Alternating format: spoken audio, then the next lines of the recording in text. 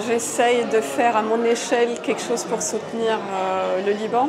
Je vais vous dire, j'ai franchi la porte et j'ai entendu Fayrouz et j'étais à deux points de m'effondrer.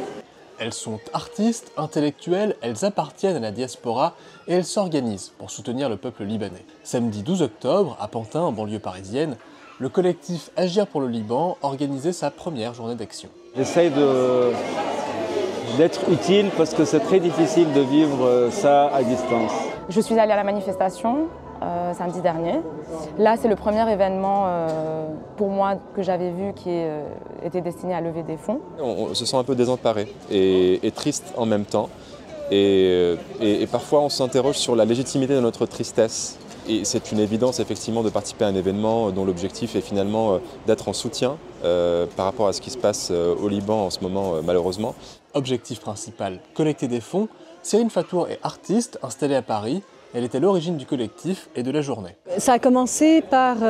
j'ai créé un groupe WhatsApp au début dans l'idée de nous relier, je ressentais personnellement une très grande solitude face à ce qui se passait et surtout beaucoup de culpabilité d'être ici et pas au Liban. Le but initial, c'est vraiment de collecter de l'argent et de l'envoyer au Liban. La deuxième raison, c'était de sensibiliser aussi l'opinion publique sur ce qui se passe. C'est vrai que la diaspora est énormément sollicitée, mais je pense que aussi c'est quelque chose de naturel qui se fait pour tout Libanais qui ne vit pas ou qui a dû partir aussi. Beaucoup de gens ont dû partir, mais qui veulent pouvoir contribuer chacun à sa manière. Il y a eu un choix de 4 associations qui vont être aidées. Il y a énormément de gens, de collectifs qui sont sur le terrain et qui sont en train d'agir de manière extraordinaire et qui sont en manque de fonds parce qu'ils ne sont pas assez connus. Donc on espère aussi pouvoir servir de relais pour ces personnes.